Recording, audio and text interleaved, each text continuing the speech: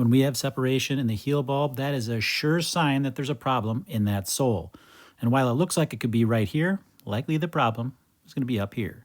Welcome back to Nate the Hoof Guy.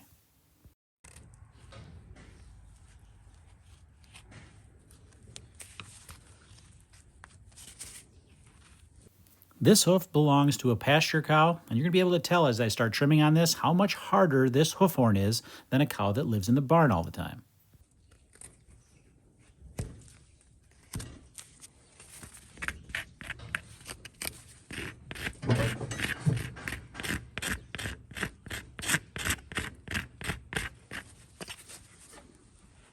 Hoof hardness is going to be directly related to how much moisture is in their environment. The more moisture, the softer the hoof. In this case, cow's out on pasture, so those hooves are going to be drier due to that drainage. As we start to trim this hoof up, you're going to see exactly where that mark is in that claw. You're going to notice that that is not where the lesion ends up being. We've shown that multiple times in these videos. You can see it right there, and it is going to be higher just based on how these white line defects form over time.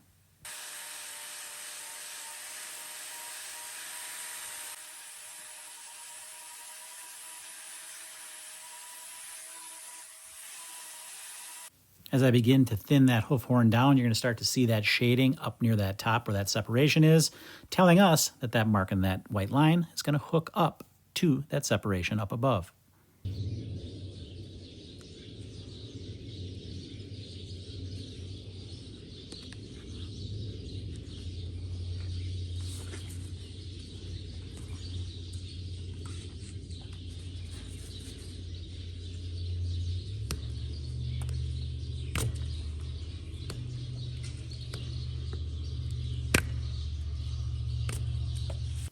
That darker colored hoof horn underneath is that new sole that's formed to replace this one as it's lifted away. Notice the orientation of this dot right now as I make this next cut. You're going to see that that lesion is actually up just above that, further illustrating that point that that mark we see in the sole does not necessarily point exactly to where that lesion is, but is actually a timeline showing how that defect has formed over the course of time and ultimately what has resulted in a lesion. Because that crack formed at that corium level, as it grew out, it moved down that claw as it grew, and now that lesion that's formed in there is a result of the path of that bacteria as it's traveled up through that crack and affected the corium. Our job here is to trim away any of this loose stuff so we can free that lesion.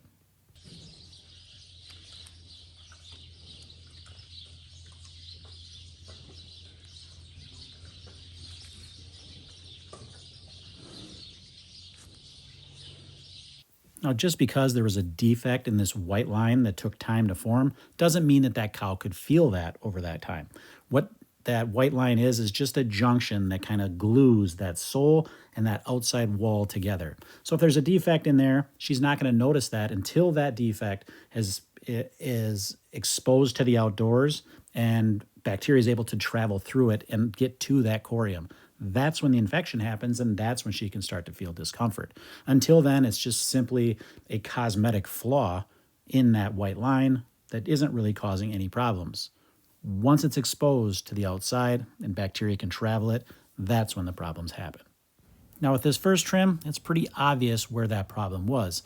But in our second trim today, you're going to see that it's not that obvious all the time.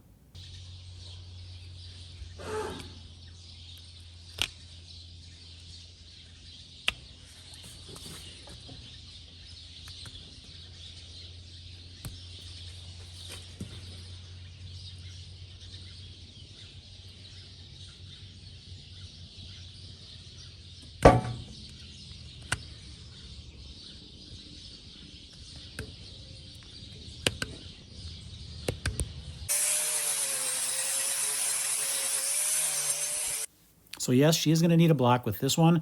And when it comes to blocks, I have a couple different options that I use. One block that's a little bit larger and one that's a little bit smaller, different thicknesses. I try to size them what's best for that particular claw. This one's a little larger, so we're going to use that block that's just a touch larger and a little bit thicker. Now that we got that block on, we can get this all cleaned up and get it its wrap.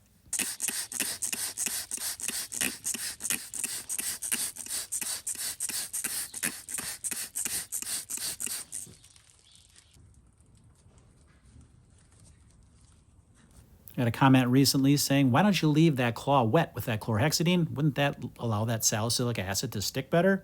And it would. However, those two products will create a chemical reaction when they get mixed, and it diminishes their effectiveness, both of them. So I don't want to do that. What I do is I spray with chlorhexidine to get it nice and cleaned off, dab it dry, then apply my salicylic acid. Now with that, 149 is done. Now with this cow, it's clear to see that this claw is overgrown, but the problem is not that obvious from the outside. If I had to guess though, I'd say it's right in here.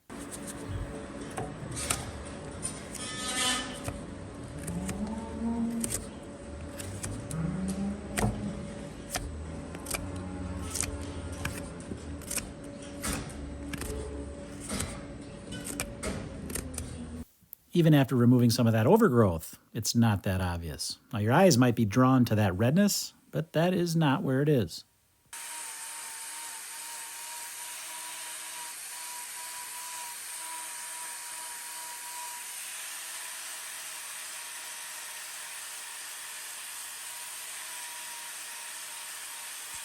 Now can you see the flaw?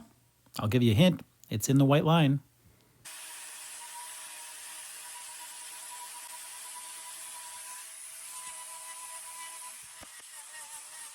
Disregard those dark patches toward her toes. That's just natural hoof color there. The defect in the white line is right there. Once again, however, the lesion is up above.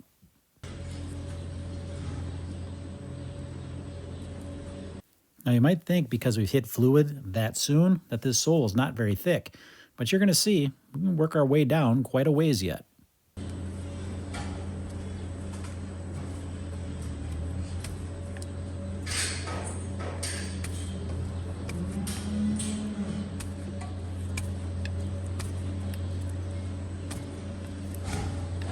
Now, the same path that the bacteria use to get in is the same path that the fluid will try to work its way out.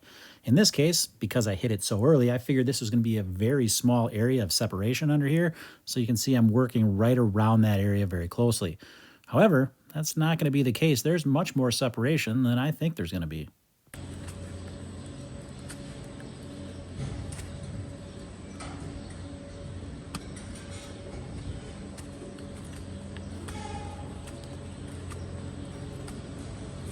Now, one of the reasons I don't set cameras up toward the inside of this claw to get a different angle is because that is in the way. I have no room to put a camera there and be able to work, so that's why I give you this angle here.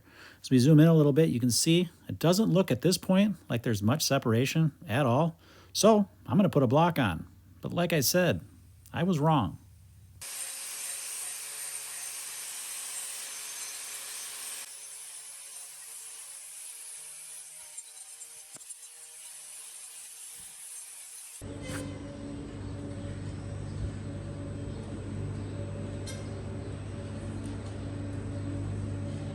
So now, block's in place. I figure I'm just going to work around this edge here and open up this little area, and that'll be it. But once I start to go here, I can tell there's much more than I thought.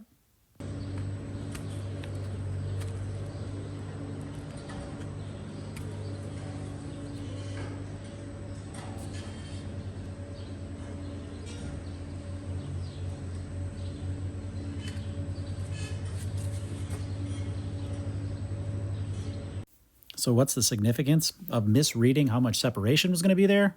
Well, nothing really, except that I wouldn't have put that block on quite yet because it kind of gets in my way as I'm working my knife work there, trying to get this separation out of the way. I figured I'm just going to have a little bit of work to do. I'll get that block on and we can move on. However, as I start to work, I can see that this is going to extend much further, so now I just have to work around the block.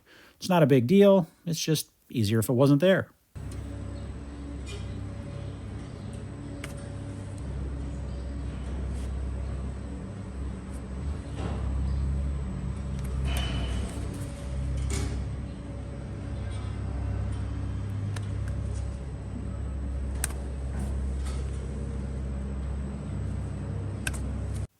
Here you can see the lesion itself. This is not very big and it's really nice and clean in there, but there is more separation than I thought, so we are going to take that away.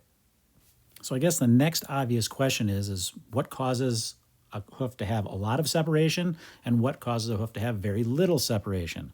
Well, that comes down to how long that lesion's been there, how much fluid was inside there, things like that as far as how much hoof horn could potentially separate. Now in this case, as you noticed when I first started trimming, I hit fluid right away when I started, which tells me that that fluid was working its way out toward me, meaning I didn't really think there was going to be that much separation. And this is a very fresh one, so I thought likely it's going to be limited separation, hence why I put that block on when I did. However, that wasn't the case. That extra fluid in there was working its way out. It just hadn't made its way all the way out the top yet. But the separation, well, it nearly does.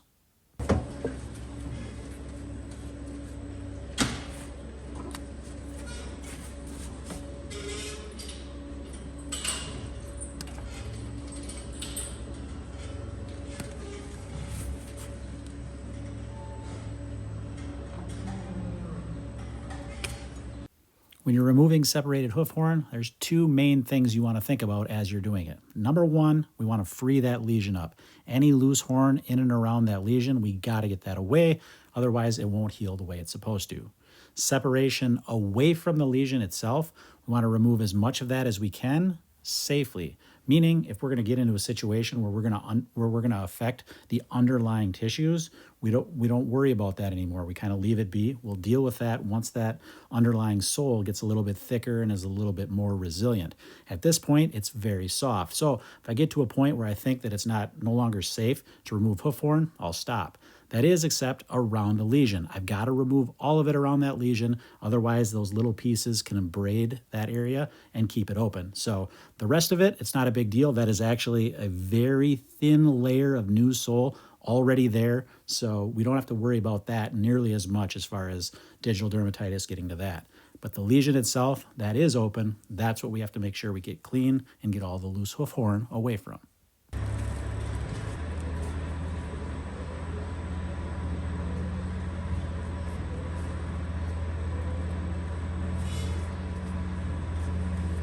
Now, as I mentioned earlier, this hoof was actually really clean on the inside. This is probably one of those instances where I could get away with not using the salicylic acid powder just because that chlorhexidine would have done the job that I needed it to, being as it was as clean as it was. But just in case we're going to get this wrapped up, I don't go to this farm very often, so I don't want to risk it just in case there was some bacteria that got in there that could cause digital dermatitis. I'm going to make sure we just play it safe and get that treated. And now she too is done as well. Thank you all for watching, and we will see you all on the next one.